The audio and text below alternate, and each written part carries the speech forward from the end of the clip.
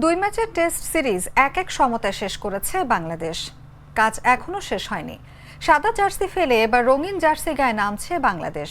টাইগারদের সামনে এবার প্রিয় ফরম্যাট ওয়ানডে সিরিজ জয়ের লড়াই। আজ রোববার বাংলাদেশ সময় সন্ধ্যা 7:30টায় ওয়েস্ট ইন্ডিজের বিপক্ষে 3 ম্যাচ সিরিজের প্রথম ওয়ানডে খেলতে সেন্ট কিটসে নামবে বাংলাদেশ।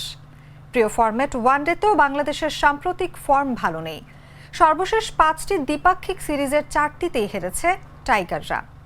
গেল নভেম্বরে আরব আমিরাতের মাটিতে আফগানিস্তানের বিপক্ষে 3 ম্যাচের সিরিজ 2-1 ব্যবধানে হেরে দারুণ হতাশ লাল সবুজ জার্সিধারীরা।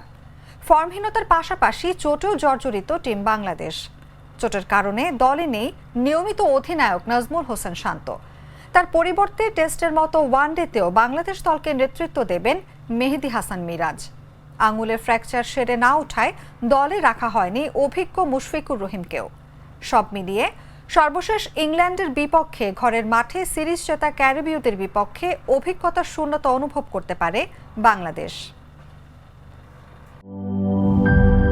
লাল সবুজের দেশে নতুন রঙের বেশে ঘরে বাহিরে সাজানো বলকে রেইনবো রেইনবো রেইনবো পেইন্টস রে সাশ্রয়ী দামে দেয়াল রাঙায় রেইনবো সবার রং সবার ঘরে ঘরে Rainbow Paints, the color of joy.